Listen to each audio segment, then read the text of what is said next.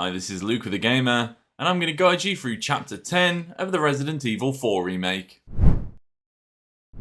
Now that Ashley's had a chance to be a hero in the Resident Evil 4 remake, gameplay shifts back to Leon as you make your way towards Castle Salazar's throne room. You'll be facing some elite monsters in this chapter, so you'll need to bring your A game when combat starts. From 2 Garrador berserkers to Salazar's nearly unstoppable right-hand Verdugo, Chapter 10 will push your combat abilities to the limit. You can also return to the library as Leon to find treasures that Ashley couldn't collect. On the plus side, you can approach many of the fights in your own way, avoiding unnecessary side quests or simply choosing to flee from the chapter's boss encounter. Whatever choice you make, this video will give you all the tips and strategies that you need to make it through the trials ahead.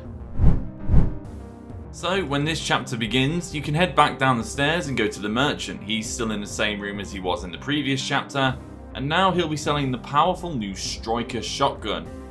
After that, as you head back up the stairs and go right, any gems or treasures that Ashley collected will be on the floor. At this point you have 2 choices. You could just go left and continue with the main game. If you want to collect some treasures, complete a request and find something else rather interesting, then you can head through the library that Ashley's part was in. As you go through the same passage as Ashley did, you'll find the last rodent you need to kill for more pest control in one of the first corridors. The doors behind the clocks will still be open, but we're not going to go down to the mausoleum just yet. We're going to go up the stairs to the area where Ashley got the bunch of keys.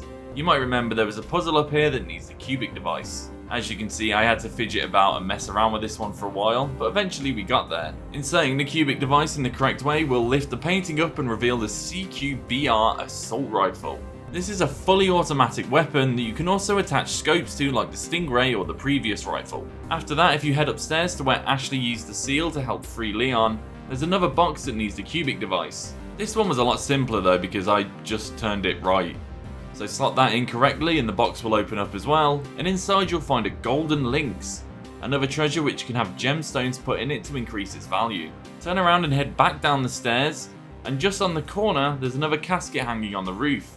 Shoot this down and you'll find another gemstone inside. That's about it for treasures in this area. So go down the stairs and take the lift deeper into the mausoleum. Before you approach the deadly enemies, check the vases around the side of the area you walk in the room as they're littered with plenty of supplies. And then, it's time to try and fight it. You might recognise that it's the golden armour that appeared near the end of Ashley's section. However, he's also flanked by 2 others, so it's a good idea to try and take them down fast. What I'd recommend is trying to get their parasites exposed as quickly as possible, and then using a flashbang to kill 2 birds with 1 stone, leaving you with only the deadly one. This one's a little trickier to fight because the parasite is harder to hit when you're in front of him, and you need to get behind him to be able to get a good shot on it. Flashbangs may help stagger him, but otherwise you're going to need to keep getting behind him. Another way you can stun him and get those shots in is to parry his attacks with your knife. As soon as the prompt comes up for a melee attack, take it, as it will destroy his helmet just like the other suits of armour and expose his parasite, making it much easier to take it down. With the powerful armour defeated, it wouldn't hurt to go back to the merchant and collect your rewards for the pest control and the powerful enemy requests. If you're ready to move on, head back towards the library, but instead head through these big double doors on the left, and get ready to be introduced to a new enemy type. Sometimes they tend to camouflage themselves like this, these big ugly bugs known as Navista Doors. After you kill the first one, it's likely that another one will drop from the roof, and then after you kill that, hop over the ledge to your left and 2 more will pop up above the stairs. So take them out and head up the stairs. As you go through the first door, circle around and check for a casket hanging off the roof in this corner.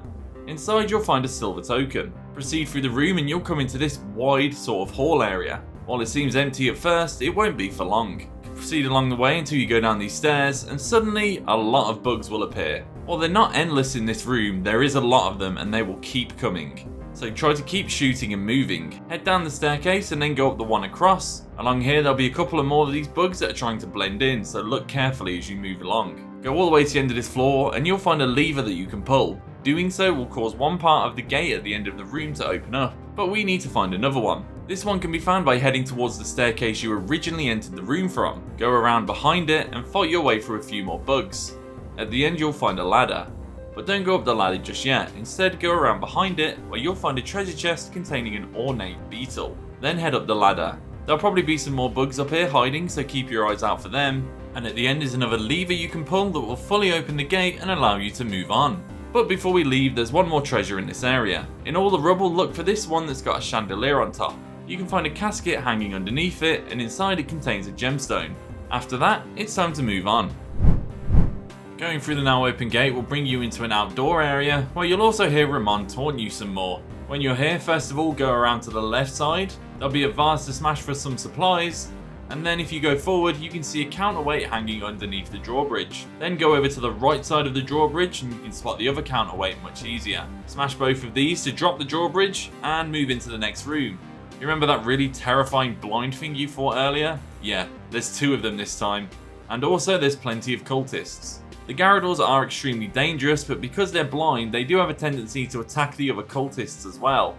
So try to use that to your advantage. Otherwise, keep your distance from the Garradors and try to clear them and the cultists out. There's also bells in the corner of the room. Shooting these will draw the attention of the Garradors, but they will destroy the bell, so you can only do it once. That being said, there are a couple around the room, so definitely take advantage of them. Unfortunately, you'll need to kill both Garradors before you can leave this room. Upon death, each one will drop a unicorn horn. So once you've finally taken them out, grab the unicorn horns from their bodies, do a sweep of the room for supplies, and use the unicorn horns on the horsehead statues at the far side of the room. Once that gate lifts up, going through the door on the other side will then trigger a cutscene. After the cutscene ends, you'll find yourself in unfamiliar territory, with rocks, spikes and water all around. The path through here is pretty straightforward, but after you come through this crawl space, start to pay attention, as you're not alone down here, and sometimes Navista Doors will leap out of the water to attack you. You can usually see this coming by spotting the rippling water or their green eyes under the surface. So stay on guard, as this will happen a few times as you move through this area. Eventually you'll arrive inside a structure, then you'll find a prisoner's note, and also at the end an elegant crown. After that, turn to your left and there's a part of the wall you can smash and then slide through. Make sure you turn to your right in this room and grab the yellow herb, and then climb up the ladder. There'll be a brief flash at the top and then you're free to keep moving. Head through the sewers and eventually you'll find our old friend the merchant again. Do your business with him and then make sure when you turn around to look up where you'll find a casket containing a spinal. Otherwise continue down the path and you'll come into this sort of lab area. To your right between 2 bookcases is another casket, this one containing another gemstone. The lift at the end is your way out, but unfortunately it doesn't have any power to it, so you'll need to keep moving further into this area. After a while, you'll start to see this weird red camera, and it's clear that something else is in the lab and pursuing you. I wonder what that could be. So keep moving further into the lab. Eventually you'll find this door on your right. Go inside and pull the lever to power up another door so you can move further. As you move further in, watch out for these tentacles, as you'll need a quick button press to evade them and not take damage. Eventually you'll come into another room at the far end. As you go through here, there might be another tentacle attack, so watch out for that. And head for the far right back of the room where there's a lever you can pull to power up the lab. After you do this and try to leave the room, you'll finally be confronted by your anonymous pursuer, the terrifying Verdugo. After he appears, run to the back of the room where you'll see this green light. Once he's close enough, press the button and make sure you're standing on the other side, and that way the Verdugo will walk into a nice cold nitrogen shower. When it's frozen like this is the time to go absolutely ham on it. Pull out your strongest weapons and unleash everything you've got to deal as much damage as you can. Eventually you'll see him sort of shed the frosting, and that's when you know it's time to move on. When you try to leave the room, you'll need to turn a crank to open up the door, so make sure the Verdugo isn't nearby. As you start backtracking towards the first lab room, you'll see that the lift is finally moving. Continue onwards and make your decision. Are you just going to try and survive until the lift arrives, or do you want to kill the Verdugo?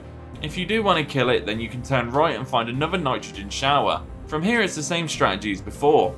Activate it and wait for the Verdugo to walk into it. Once he's frozen, just go absolutely ham on him. Continue heading back towards the elevator and you'll find another nitrogen shower. Once again, make the Verdugo walk into it and then hit him with your best shots. If you survive long enough, the lift may arrive before you've killed the Verdugo, so you can just get in the lift and run off if you want to, or if you want to kill him and get some treasure, then we'll need to backtrack even more. Go past the elevator and out the other door the way you originally entered the room. There'll be one more nitrogen shower just past here. Once again, make the Verdugo walk into it, and then just start wailing on him with everything you have, and eventually he'll just explode. With the Verdugo dead, you can grab the gold monocle from its corpse, and there's one more treasure you can get from this area. If you go back to the room where you pulled the lever to power up that single door, the other side of the room will now be open. In here you can find a treasure chest containing a gemstone. And after that, just head to the lift and press the button. Eventually a cutscene will trigger, and so will the end of the chapter. So that's a guide to Chapter 10 of the Resident Evil 4 remake. If you think there's anything I've missed out, then feel free to leave it in the comments below, and check out thegamer.com for more.